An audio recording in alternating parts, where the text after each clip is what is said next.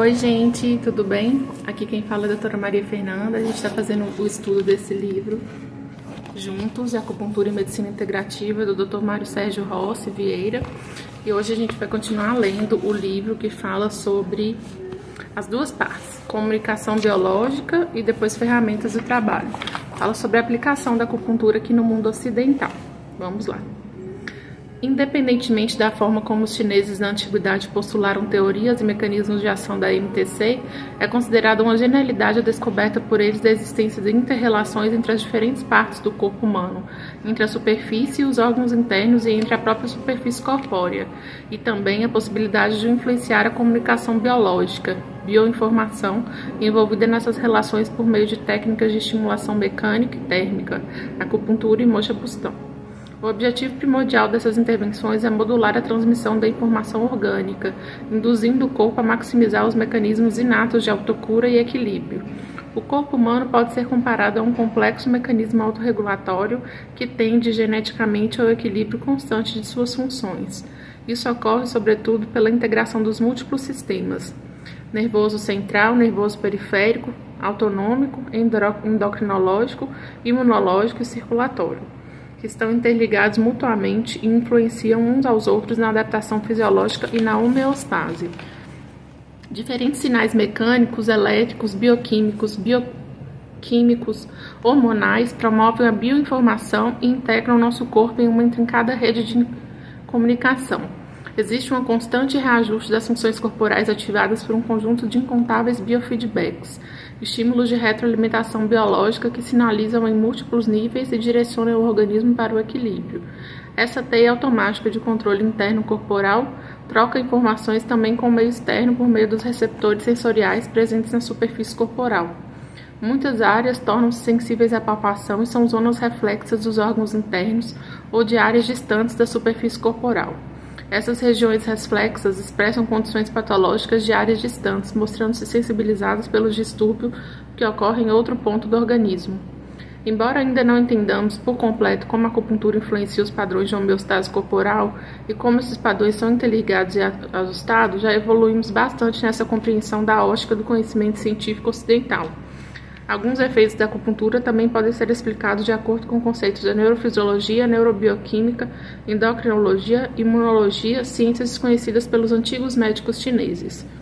Sabe-se, basicamente, que a estimulação de pontos de acupuntura, ou acupontos, desencadeia reações neurológicas e hormonais locais e sistêmicas, como a liberação de substâncias bioquímicas, neurotransmissores e hormônios em diferentes níveis do sistema no organismo. Tudo isso resulta em processos regenerativos, analgésicos, anti-inflamatórios, ansiolíticos e antidepressivos. Nesse sentido, a reação fisiológica mais pesquisada nas últimas décadas tem sido a liberação de substâncias nos cérebros conhecidas como endorfinas. Assim como as dinorfinas e as encefalinas, as endorfinas são um subtipo de neuropeptídeo chamado opioide endógeno, parte do mecanismo natural de supressão da dor. Aí aqui tem uma tabela, gente, que ele fala ação local do ponto de acupuntura e ação sistêmica resultante eu vou falar só um para vocês entenderem. Ação sistêmica da acupuntura, que é resultante do caminho do estímulo até o cérebro. Então vamos ver na ação local. Microtrauma deflagra reação anti-inflamatória e processo de regeneração celular. Na ação sistêmica, na medula espinhal, o ácido gama-aminobutírico, gama, dinorfina e encefalina bloqueiam um impulso doloroso. E aí, tá explicando mais ou menos isso, a ação local da acupuntura, qual que é basicamente o que a gente acabou de falar, e a ação sistêmica dela. Então, aqui ele vai discorrer sobre isso. Esse conjunto híbrido de respostas à terapia com agulhas cria um modelo de trabalho contemporâneo que obriga o médico acupunturista a considerar não apenas os paradigmas clássicos da acupuntura para tomar decisões diagnósticas e terapêuticas, mas também os parâmetros neuroanatômicos e neurofisiológicos envolvidos. Por exemplo, sabemos que muitos dos pontos meridionais de acupuntura coincidem com os dermatômeros, nos quais a dor está sediada com estrutura ricamente inervada, com feixe vascular, muscular, tendões, ligamentos e articulações e com pontos gatilhos, pontos motores dos músculos esqueléticos. Áreas de tensão dolorosas à pressão que desencadeiam um episódio de dor em regiões distantes, que é dor referida. Aliás, mais de 70% dos acupontos correspondem aos pontos gatilho, por isso a escolha dos pontos para agulhamento influencia de sobremaneira a resposta terapêutica. Aos poucos, temos evoluído na descoberta de por que uma agulha inserida no pé pode influenciar a região dos olhos, a punção na mão alivia a congestão nasal e uma agulha na perna estimula a motilidade do estômago. Existe um longo caminho a percorrer, mas os primeiros passos já estão sendo dados. Então essa foi a primeira parte, agora a gente vai falar sobre as ferramentas de trabalho.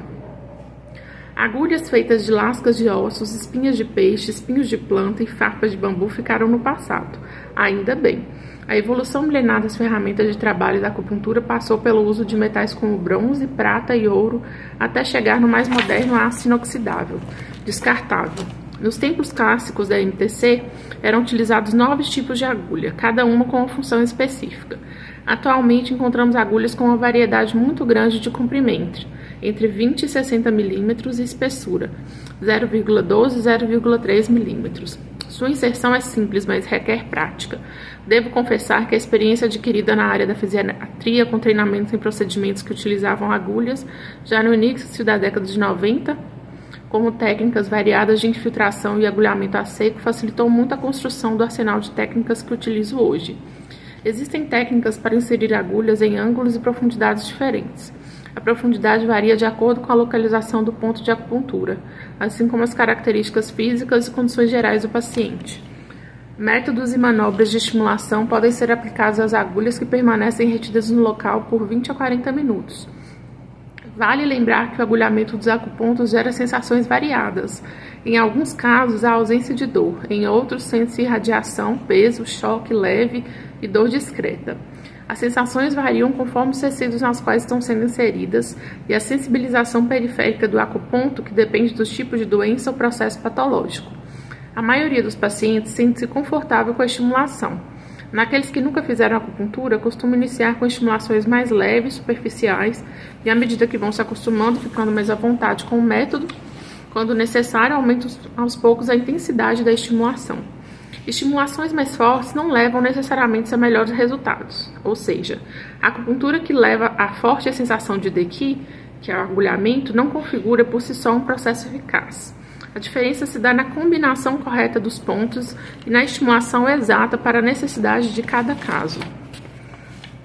O avanço tecnológico possibilitou associar estímulos elétricos à técnica milenar, o que resultou na potencialização do efeito analgésico das agulhas.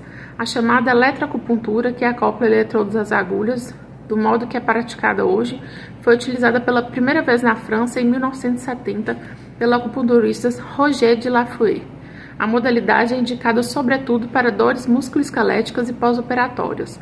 Portadores de marca-passo, gestantes, epiléticos, portadores de próteses metálicas e de patologias com perda da sensibilidade periférica, como diabéticos, têm restrições e, em alguns casos, não podem fazer uso da técnica. Como vimos, a acupuntura denota técnicas de inserção de agulhas através da pele, nos tecidos abaixo dela, em várias profundidades, direções e pontos estrategicamente planejados, que objetivam o efeito terapêutico.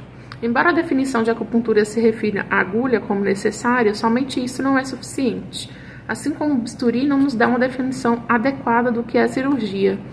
O ato de agulhar um tecido para obter determinado efeito terapêutico não está separado do contexto no qual a agulha é aplicada, ou seja, como está sendo usada, em que região, a que profundidade, em quantas e quais localizações, por quanto tempo, em que situações e por quê. Os padrões de agulhamento são designados de acordo com a localização, a natureza e a duração dos problemas a ser tratados. Na acupuntura médica, os tratamentos são planejados para integrar a acupuntura, outras terapias complementares e, inclusive, se necessário for, medicação alopática. Assim, sintetizando o que vimos até aqui, não existe um modelo único que explique com clareza o funcionamento da acupuntura.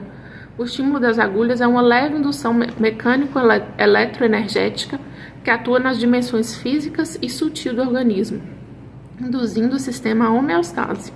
Nós ainda não entendemos completamente como esses sistemas funcionam, nem de que forma a acupuntura os influencia.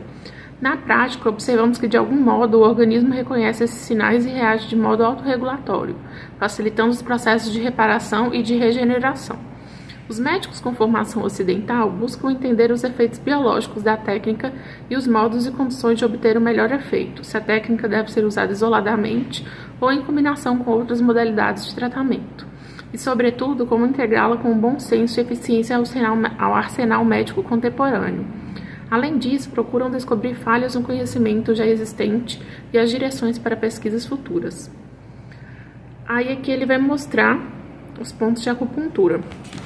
IG4, VB21, estômago 8, estômago 36, estômago 6. Ele vai mostrar os pontos da região ventral do corpo, né? Os canais. Deixa eu ver o que ele tá falando aqui. Tradicionalmente, os pontos de acupuntura têm denominação chinesa e o mapa acima mostra particularmente o trajeto de alguns meridianos e pontos. Atualmente usamos uma nomenclatura mundialmente padronizada em que os pontos são denominados pela abreviatura do meridiano que está localizado, seguido por um número que representa a sua posição sequencial no trajeto do referido meridiano. Por exemplo, o Qigong é denominado estômago 30, indicando o 30º ponto do meridiano do estômago. Esse capítulo acabou e o próximo capítulo é muito interessante, que ele vai falar para que serve a acupuntura. Tem bastante coisa, ele vai falar sobre medicina esportiva, ginecologia, vai falar da acupuntura dentro de diversas áreas. Até breve.